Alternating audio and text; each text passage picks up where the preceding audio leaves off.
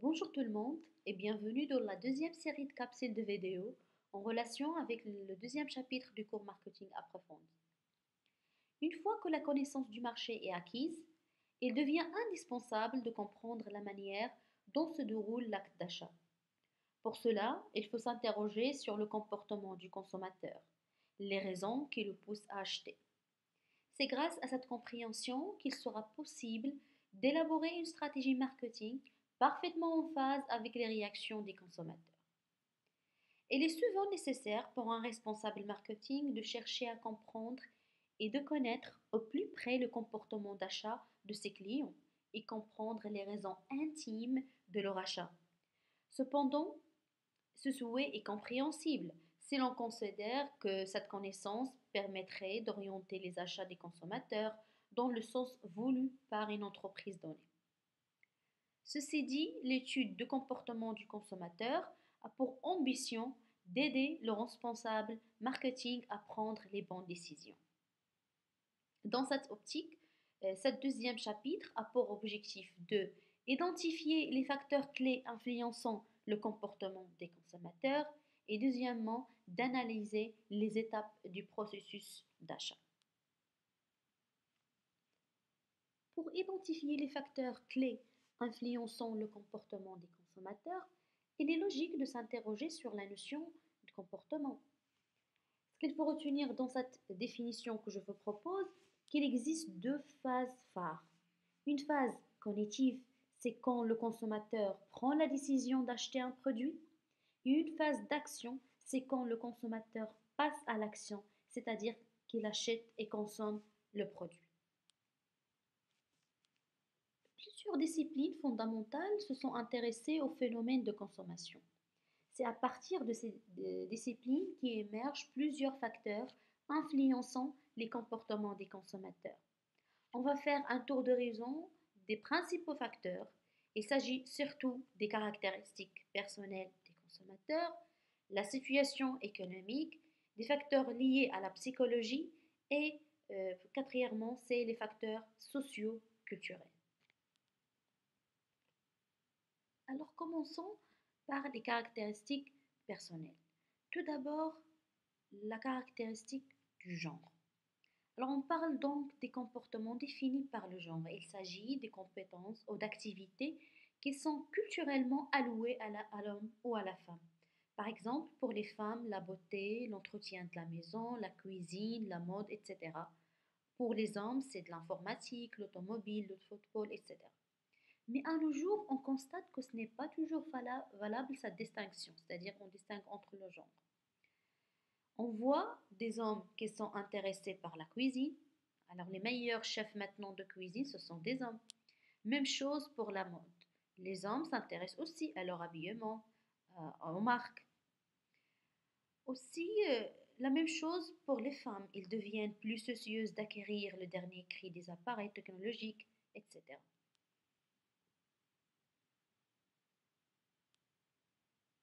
La deuxième caractéristique, c'est l'âge. Alors c'est normal que les produits achetés évoluent en fonction de tranches d'âge. Les besoins d'un enfant diffèrent de ceux d'un adolescent ou un jeune, etc. Troisièmement, c'est le niveau de revenu. Il y a une certaine corrélation entre le niveau de revenu et le niveau des dépenses de l'achat. Bien évidemment, l'augmentation des revenus va contribuer à l'augmentation des dépenses. Quatrième caractéristique, c'est la situation familiale. Ici, il revient au marketing manager de construire une stratégie adaptée au moment de vie du consommateur, c'est-à-dire une stratégie en phase avec le moment de vie, soit un enfant ou bien un adolescent, un jeune célibataire, marié avec des enfants ou marié sans enfants, etc. Et dernièrement, c'est le lieu d'habitation. Ici, on fait référence soit les consommateurs vivent dans un village ou bien dans la ville. Donc ici, les priorités diffèrent ainsi que les centres d'intérêt selon le lieu d'habitation. La deuxième catégorie des facteurs est celle liée à la situation économique. Dans ce sens, il est essentiel que le marketing manager de prendre en considération l'évolution de la conjoncture économique, le niveau de chômage, la variation du pouvoir d'achat, etc. Par exemple, en période de crise, les consommateurs auront tendance à limiter leur achat des biens d'équipement, par exemple des voitures ou bien d'électroménager. Notez-le que le taux de chômage au Maroc est atteint près de 14,8% en 2020, un record historique de chômage selon le Commissariat au plan. Pour le pouvoir d'achat, il correspond à la quantité des biens et des services qu'un revenu permet d'acheter. Alors l'évolution du pouvoir d'achat correspond à la différence entre l'évolution des revenus des ménages et l'évolution des prix. Si la hausse des revenus est supérieure à celle des prix, le pouvoir d'achat augmente et vice-versa. Du même, les choix de l'acheteur vont être affectés par des facteurs psychologiques que l'on peut analyser sous quatre angles.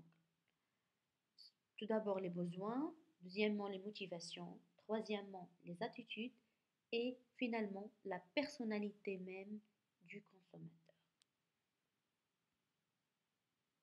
Ainsi, le besoin est un état qui est né d'une sensation de manque. Par exemple, la sécurité est un besoin. Pour satisfaire ce besoin, les individus souscrivent des contrats d'assurance, achètent des alarmes pour équiper leur maison ou leur voiture. Alors rappelez-vous bien que les besoins sont limités et les désirs sont illimités. Pour mieux comprendre, je vous propose la pyramide de Maslow. La pyramide et des exemples pour chaque niveau de besoin sont présentés dans la version PDF. Ce qu'il faut retenir ici, alors soulignez bien, la classification des besoins de manière hiérarchique qui impose de satisfaire un besoin avant d'atteindre le suivant n'est aujourd'hui plus considéré comme valable.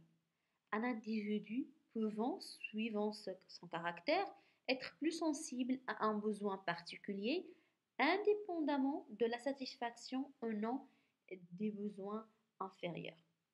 Autrement dit, il se peut qu'un individu sera plus concerné par la réalisation d'estime de soi que la recherche d'appartenance à un groupe, par exemple.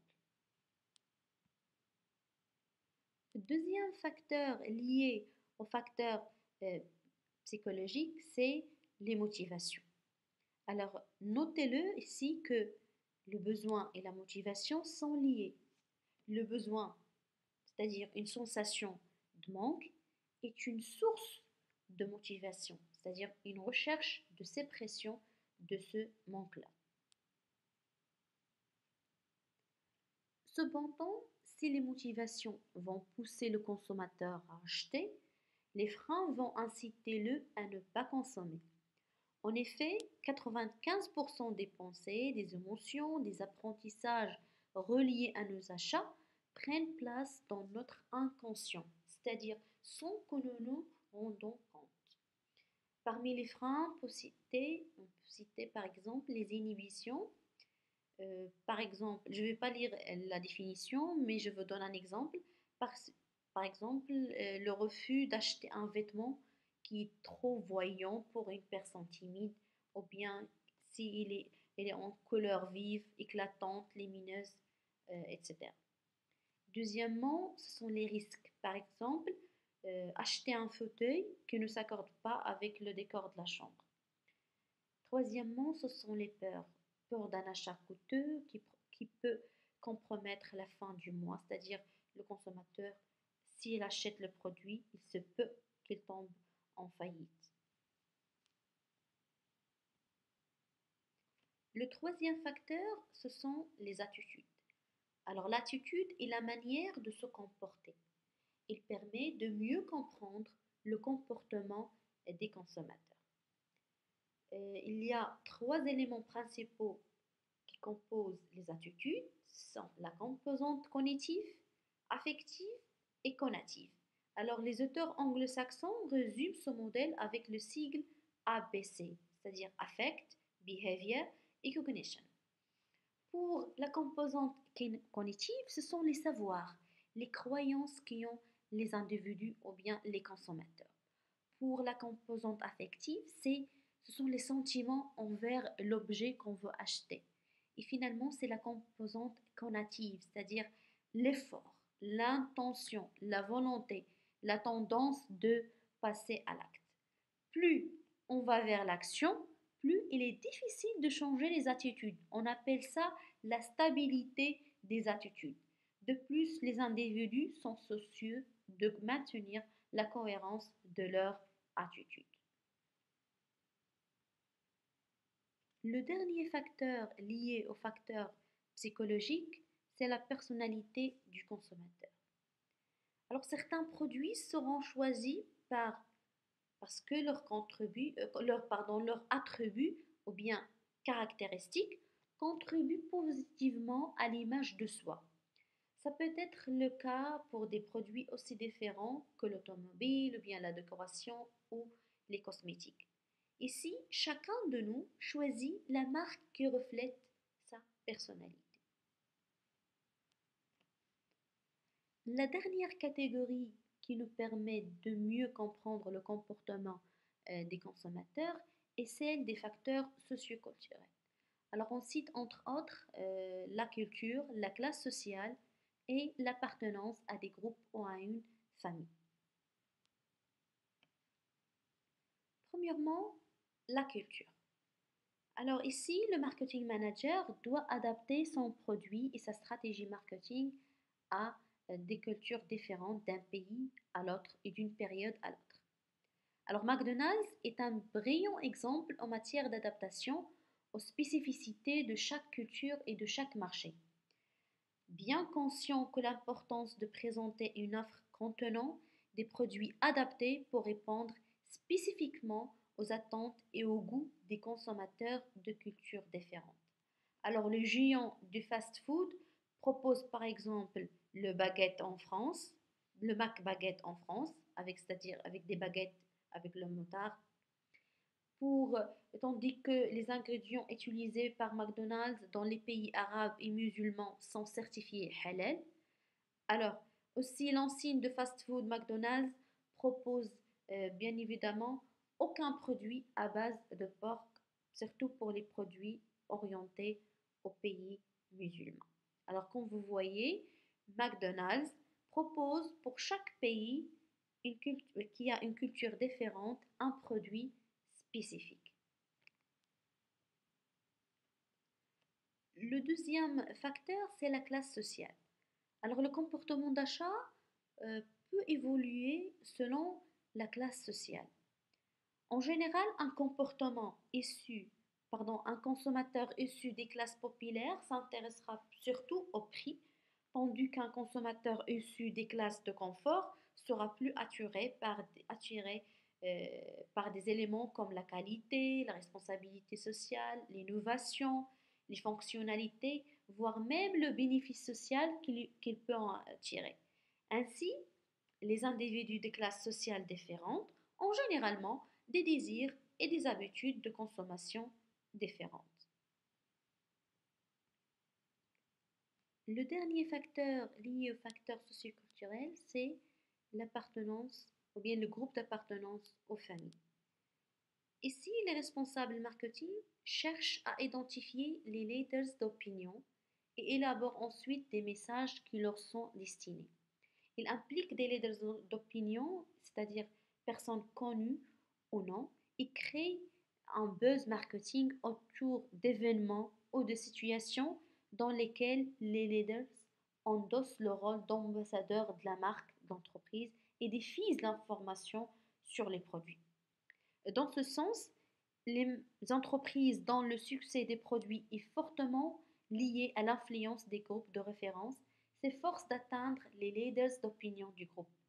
Ces leaders, qu'est-ce qu'ils font? Ils lancent les tendances, ils influencent l'opinion publique et surtout, ils font vendre des très nombreux produits, puis relaient l'information à leur entourage. Alors, comme vous voyez ici, les leaders d'opinion jouent un rôle crucial pour la promotion de n'importe quelle marque. Alors, notre capsule de vidéo touche à sa fin. D'ici la prochaine, prenez soin de vous et bon courage.